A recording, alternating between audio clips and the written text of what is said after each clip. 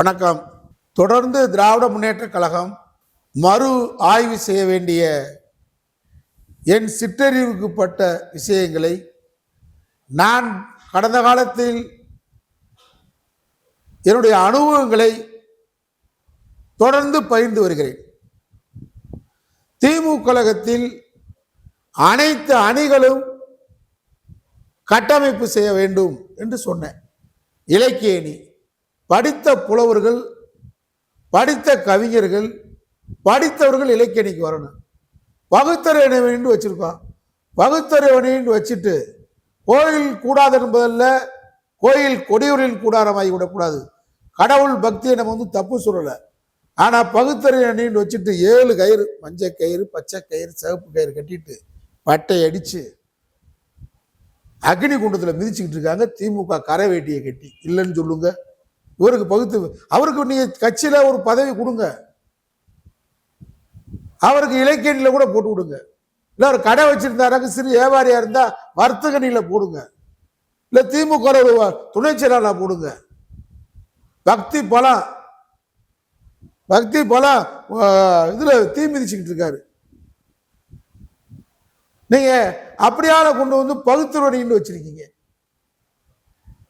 இதெல்லாம் மாற்றி அமைக்கணும். இலக்கியணி நாங்க இருக்கிற காலத்துல இலக்கியணி சிறுவில்லிபுத்தூர் அமுதன் கடைசி வரைக்கும் எந்த வசதி வாய்ப்பும் இல்லாமல் உன் மகனுக்கு பிஆர்ஓ போட்டு கொடுத்தாங்கன்னு நினைக்கிறேன். சிறுவில்லிபுத்தூர்ல இன்னும் சொல்ல திமுக யார் அவரை கைவிட்டுருச்சு பார்க்கல. ராஜேந்திர பாலாஜின்னு சொல்லி அதிமுக அமைச்சர் மாசம் மாசம் அவரை உதவி பார்த்து செலவு கொடுத்துட்டு இருக்காரு. இதுதான் நிலவரம்.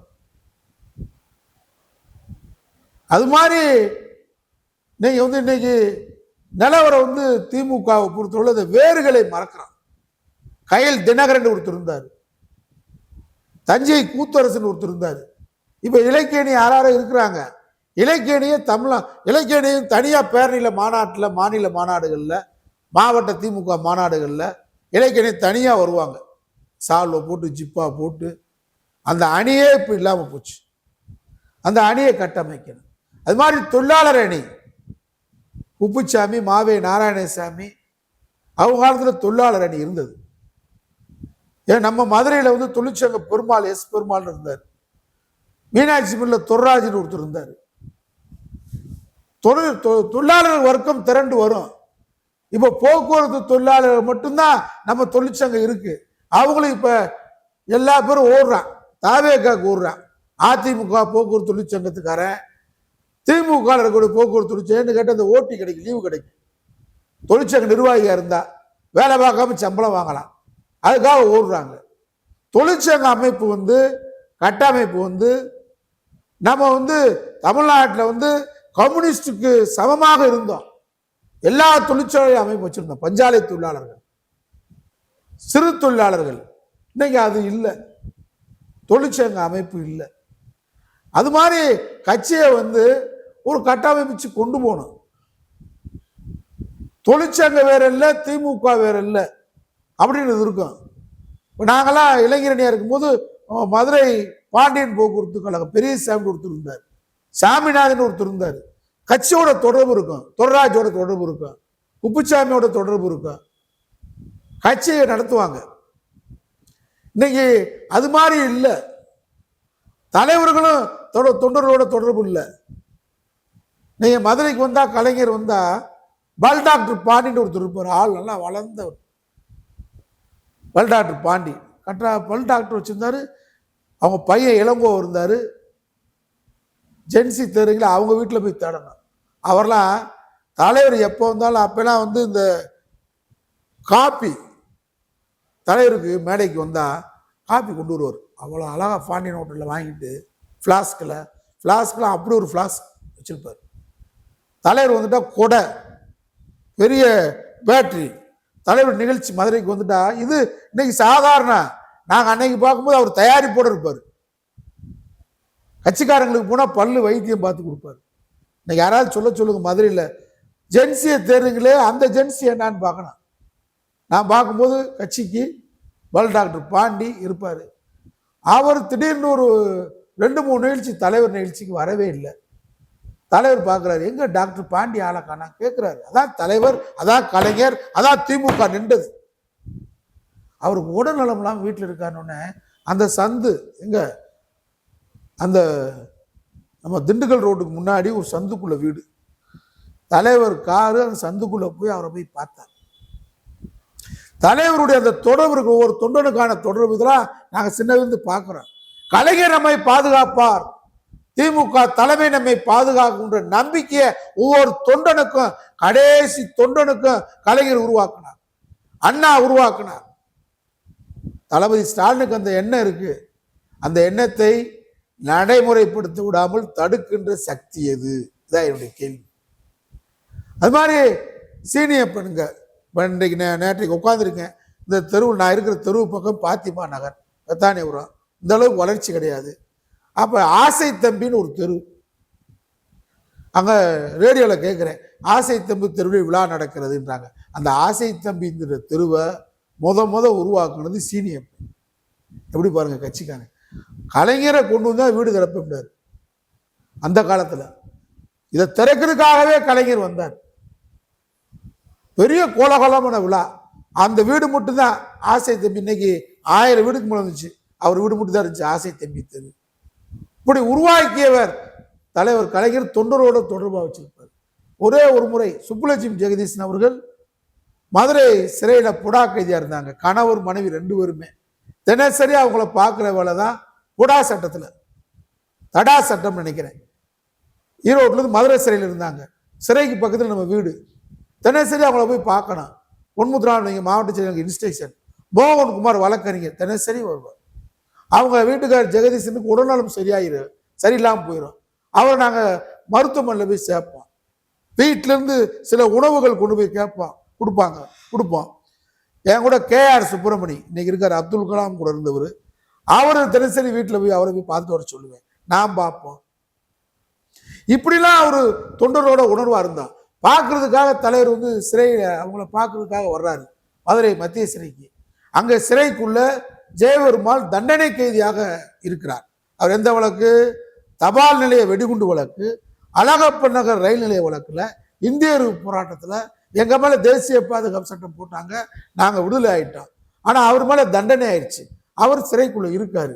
நாங்க என்ன சொல்றோம், தலைவர் கவனத்தை கொண்டு போய் அவரையும் தலைவர் பார்க்கணும்ன்றோம். அப்ப சில சட்ட சிக்கல் வரும், அவருக்கு தண்டனை ஆயிடுச்சுன்ற மாதிரி தலைவர்கிட்ட சொல்றாங்க. ஆனா தலைவர் வந்து மனசுக்குள்ள பார்க்கணும்னு நினைக்கிறாரு. சட்ட சிக்கல் இருந்தாலும் சுப்புலட்சுமி ஜெகதீசனை பார்த்துட்டு ஜெயபெருமாளை பார்க்காம வந்தா கீழே தொண்டர்கள் மத்தியில, ஏன்னா கட்சிக்காக தானே போனேன், என்ன தப்பு பண்ணிட்டான் அப்படின்னு அவங்க வீட்டில் வேதனைப்படுவாங்க. தொண்டர்கள்ட்ட ஒரு விரக்தி ஏற்படும். அதே சட்ட தடை இருக்கு. கலைஞர் எவ்வளவு பெரிய முத்தமிழர் தலைவர் கலைஞர் தொண்டர்களின் உயிர் நாடியாக, உயிர் மூச்சாக தொண்டர்கள் கருதுனாங்க. அவர் தொண்டர்களை கருதுறதுக்கு ஒரே உதாரணம், சுப்புலட்சுமி ஜெகதீசனை பார்த்துட்டு வந்துட்டா ஜெயபெருமாளை பார்க்கணும்னா அவர் மனசு என்ன ஆகும்? இந்த கட்சிக்காக நம்ம போனோம், நம்ம இந்த தலைவர் வந்து சுப்புலட்சுமி ஜெகதீசனை பார்த்துட்டு போயிட்டு நம்மளை பார்க்கணும், சிறை நிர்வாகம் மதிக்குமா? சக கைதிகள் மதிப்பானா? இந்த போராட்டத்துக்காக சென்றாரேன்னு சொல்லி தொண்டர்கள் திமுக தலைமை கைவிட்டு விட்டது அப்படின்னு நினைப்பாங்களே. இதை தலைவர் கவனத்துக்கு கொண்டு போயிட்டோம். தலைவர் வந்து சிறை வரைக்கும் எந்த பதிலும் சொல்லல. அதான் தலைவர் என்ன சொன்னார்னு கேட்டா, நீங்க உங்களுக்கு வேண்டிய ஆள்கிட்ட சொல்லி ஜெயபெருமாளை மனு போடாம, அதாவது ரெக்கார்டு இல்லாம, அபிஷியல் ரெக்கார்டு இல்லாம நீ அவரை கொண்டு வந்து சுப்ரீம் ஜெயசனை சூப்பரண்ட் ஆஃபீஸர் இருந்து பார்த்துட்டு வெளியே வரும்போது நான் அவரை பார்த்து பேசிட்டு வர மாதிரி சும்மா தற்செயலாக பார்த்து பேசிட்டு வரை நிறுத்தி வைங்கன்ட்டார். நாங்கள் எங்களுக்கு வேண்டிய அதிகாரி இருந்தனால மனு இல்லாமல் ரெக்கார்டு இல்லாமல் அவரை கொண்டு வந்து நிறுத்தி சூப்பரண்ட் ஆஃபீஸர் முன்னாடி நிப்பாட்டிட்டு சுப்புலட்சுமி அவருடைய கணவர் ஜெகதீசன் தலைவர் பார்த்துட்டு வரும்போது ஜெயபெருமாளை தலைவர் நல்லா விசாரிச்சுட்டு வந்தார். இதான் வரலாறு. நடக்குமா? இன்னைக்கு உங்களை பார்க்கவே முடியல. தொண்டர்கள் சொல்றாங்க, அறிவாலயம் சென்றால் மாலை 6:30 சென்றால் 8 மணி சன் செய்தி வரைக்கும் அறிவாலயத்தில் கலைஞரை யார் வேணாலும் பார்க்கலாம். கோபாலபுரம் காலையில் சென்றால் செயல்மணி தடுக்க மாட்டார். அறிவாலயம் வந்தா ஆர்டி சீதாபதி கலைஞட்ட கொண்டு போய் நிறுத்துவார், நீலமாக கொண்டு போய் நிறுத்துவார்.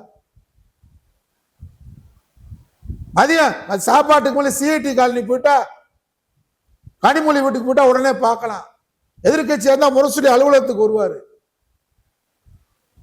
முதலமைச்சரா இருந்தா சாயந்தரம் தலைவரை உறுதியா முதலமைச்சரை பார்த்துக்கலாம். நான் ஒரு முறை ரயில்ல டெல்லி போக வேண்டிய சூழ்நிலை இருந்துச்சு. தமிழ்நாடு எக்ஸ்பிரஸ்ல மறைந்த ஐயா நல்லக்கண்ணு வந்திருந்தார். அவர்கிட்ட பல விஷயம் கலந்துக்கிட்டு பேசிட்டு போனேன். அப்ப அதிமுக கூட்டணியில் அவங்க இருந்தாங்க. கேட்டேன், எனக்கு ஒரே ஒரு கேள்விங்க, தமிழ்நாட்டில் எளிமையான தலைவர் யாருன்னு கேட்டேன். எளிமையான தலைவர், மிக மிக எளிமையான தலைவர் கலைஞர் தான். நல்ல கட்சி கூட்டணி கட்சிகளை மதிப்பார். ஜெயலலிதாவை பார்க்க முடியாது, ஆனா பார்த்தாச்சுன்னா உரிய மரியாதை கொடுப்பாங்க. ஆனா அதே நேரத்தில் எப்பொழுது வேண்டாமானாலும் கலைஞரை சந்தித்து நம் உணர்வுகளை பகிர்ந்து கொள்ளலாம். மிக சாதாரணமா சந்திக்கக்கூடிய இந்தியாவிலேயே ஒரு தலைவர் யார் என்றால் கலைஞர் என்று நல்ல கண்டு சொன்னார். அதோட விமானத்தில் ஒரு முறை டெல்லி செல்லும் போது, யாருன்னு எனக்கு தெரியாது, அவர் திமுக இருந்திருக்கிறாரு. நம்ம ஈவிகே சம்பத் தனியா கட்சி தொடங்கி போகும்போது அந்த கட்சியில போய் சேர்ந்தவரா, கதர் சட்டை இருந்தால் நான் கரும்பு சார் பேட்டி கேட்டிருந்தேன். அப்போ அவர் கேட்டார், என்னன்னு கேட்டால் டெல்லிக்கு ஒரு வேலையாக போகிறேன் அப்படின்னு. அப்போ அவர் பேசிட்டு வந்தார், நாங்கள்லாம் சம்பத்தோட கண்ணதாசனோட நாங்கள் அப்போ போனவங்க அப்படியே காங்கிரஸில் தங்கிட்டான். ஆனால் இன்றைக்கும் கலைஞர் மாதிரி எளிமையாக சந்திக்கக்கூடிய தலைவர் உலகத்திலே எந்த தலைவரும் இல்லை. நான் பெருமையோடு சொல்கிறேன். என் மக விஷயம், டாக்டர் மெடிக்கல் காலேஜ் விஷயமாக கலைஞர் சிஎம்மாக இருக்கும்போது பார்க்க போனேன். நான் மொழி போராட்டத்தில் ஈடுபட்டவன் அந்த அடி. ஆனால் நான் கலைஞருக்கு தெரியும், நான் சம்பத்து கூட போயிட்டு இன்னும் காங்கிரஸ் தெரியும். இருந்தாலும் என்னை கூப்பிட்டு என் மகளுக்கு பரிந்துரை செய்தார். அதில் வெற்றியும் கிடைத்தது. மொழிப்போர் தியாகிகள் கோட்டால என் மகளுக்கு டாக்டர் சீட் கிடைத்தது. கலைஞர் மாதிரி தொண்டர்களை, பிறர் உணர்வுகளை, மக்களின் உணர்வுகளை, சாதாரண சாமானியமான உணர்வுகளை புரிந்த தலைவன் யாருமே இல்லை, கலைஞர் ஒருவர் தான் அந்த தோழர் சொன்னார். அது மாதிரியான நிகழ்வுகள் தான் இன்றைக்கு திமுக தலைமைக்கு தேவை, தொண்டர்களுக்கு தேவை என்பதை என்னுடைய கருத்தாக பதிவு செய்கிறேன். மீண்டும் சந்திப்போம்.